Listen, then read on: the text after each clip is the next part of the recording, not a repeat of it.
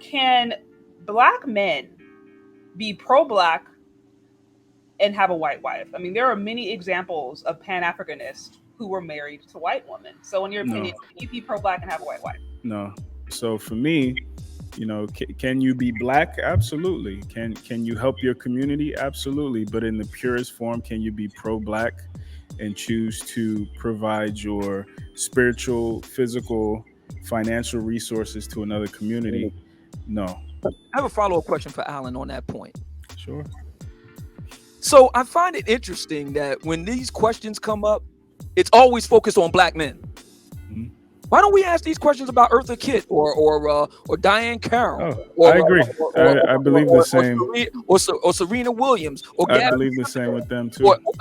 Why is the conversation always only focused on Black men? And we got to go all the way back to Frederick Douglass, and then we got to bring it up to forward to Robert F. Smith. But we never mentioned Gabby Sidibe. We never mentioned Tika Sumpter. We never mentioned Serena Williams. We never mentioned Eartha Kitt. We never mentioned Diane Carroll. We never mentioned Maya Angelou. Their Blackness is never called into question. They can marry a green alien from outer space in Star Trek. Their Blackness is all never in question. But a brother like Robert F. Smith can get hundreds of brothers out of debt purgatory from one of the most storied HBCUs in the country, and we got to debate whether or not that's Black enough because he got a second wife who's Black. It don't matter that his first wife was Black. We got to go talk about his second wife who's Black. Why is that? What is up with that? That's funny. I think it's funny. I will say this. I don't. And again, this is just thoughts, feelings, observations. I don't say I have a ton of sociological data. Just my observation. I think now, whether or not it's right or valid, although Black women, I think by and large, very much bought into the independent woman. I'm an independent woman, boss babe. I don't need a man mindset. The expectation is still that men are going to build the community. Even if you think about the acronym SYSBM, save yourself or save your community, Black man. Like that's the expectation. Women are looking to men to be leaders and to build. Although there are at the same time clear messages being put out there that we don't need men. So I think sometimes this is what I I can say this honestly as a woman, where it's like we'll talk out of both sides of our mouth. Like we're saying things that are contradictory. We want to be strong, independent. We don't need a man, and yet we are upset when the community and men are to blame when the community are not at a certain level. And that's where, if I'm being honest, I personally think there can be a bit of a double standard, and there needs to be consistency there. Because I'm like, to your point, if the standard of loving yourself, loving your community is this for men, then it should also be there for women. I do agree with that. That's more evidence that Black women are not feminists. That's more evidence because Black women don't believe in equality. There you go, right there. That's an example right there. Now the argument goes that we do it for Black men more than Black women because Black men are supposed to be the leaders of the community. And that brings up an interesting question. What do Black women owe the community? What is their responsibility? What is their duty to it? What is it? When we talk about the community, we only talk about Black men's role. What is Black women's role to the community? What do Black women owe the community? And how does it manifest? Good question. Good question. Now, I did want to give also Dr. Travis a point to weigh in on the question of whether or not you think you can be pro-Black and have a white wife. So, no, your thoughts on this question, or just any thoughts on the questions that Mr. Obsidian has? Yeah, I don't know what's wrong with my screen. I actually agree with what Alan said. I think part of the issue is people. So first I say this, like human beings grow and change and evolve, right? Mm-hmm. So when I'm wondering about all those cases is, say this dude or this woman, and just to be clear, when I say this funny, it's more about Obsidian's performance and the way he like. I wish I could see your face, bro, but it was more your delivery that was funny because he was like the community. But I actually agree, right? I don't think that we need to have a double standard. I don't like how they like Serena Williams. That's a whole like it looks like she even got surgery done on her face. Have you noticed that? I haven't. Wait, time you didn't notice what? Didn't it seem like Serena Williams' face got brighter or something? Oh, lightning! I heard speculation about that. You know, I will say this. I think because I understand how filters work. You can look at one filter and it'd be super light, and another would be dark. So I look at that, and it's always hard for me to tell if it's just like a filter or if it's like, you know, the person is legitimately lightening her skin. I don't know, but skin lightening is common. It's very, very common, and so I wouldn't be surprised. So Obsidian is 100% right on this, right? Because Serena gets a hard pass, right? She can do nothing super wrong. Hard pass. She can do nothing wrong. So I 100% agree on that. For me, the question becomes, and this is probably, so what happens, right? If a dude married a white woman young, but then he comes to a certain level of consciousness, then for me, that's where I'm wondering, like, because I agree with Al, right? I agree with Alan that you do, black women need to be with black men and black men need to be with black women both ways. So if a person marries white young, my question is, what if they come to consciousness? What happens next? And to me, that's a heavy question. And it's funny, like a joke on the I don't know if y'all remember that Chappelle skit when Clayton Bigsby won. At the end, it was like he divorced his wife for being a Negro lover. That joint's hilarious, right? I remember that skit. Yeah. The black white supremacist, that was hilarious. So I'm like, dude, are we going to get to the point where we telling somebody to get a divorce for the cause? So like, I ain't gonna lie, I don't know the answer to that, right? So for me, like, I agree with Al, but in those cases, like, I don't know. Well, hang on a second, because I don't mean no disrespect, but I got to get an answer to this.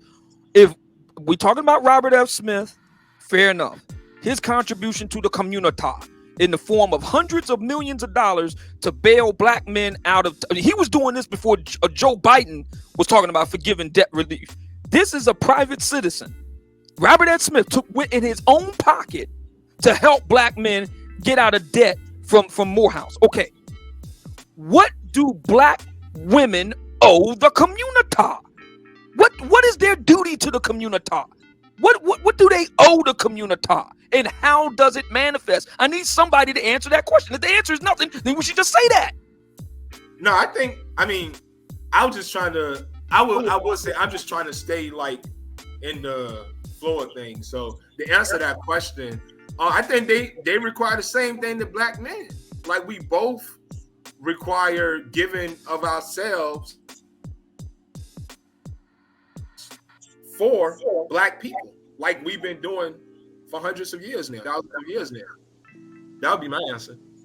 Well, so let me ask a follow-up then. If that's the answer, and if the question is, who you get with says something about your commitment to the black race, to the black nation, to the community, then how many black women having babies by losers, is that a sign of their commitment to the community? Is it? If black women are having babies by losers in black America, what does that mean about their commitment and their love to the black community? I think I'll say this. Even when I think about some of the major content creators and the major messaging going on to black women at large today. Okay, soft girl era or soft life era, prime example, where women are not being taught cultural loyalty.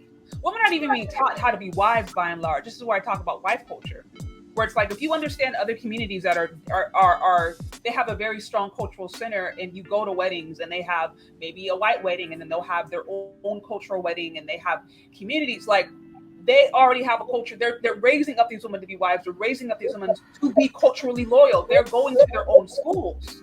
They're going to their own, they have their own communities where it's like they're constantly being reinforced. Even in America, they're constantly being reinforced. They're like, yeah, you're in America, but you still have these cultural customs and values that exist for other cultures.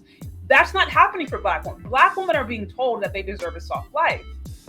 This hypergamy messaging, women are being told, they're using imagery from like Bridgerton, literally, for lack of a better term, literally looking to white femininity, quite frankly, looking to white women and the things that are natural to white women, femininity for white women, and they're wanting to do and be that.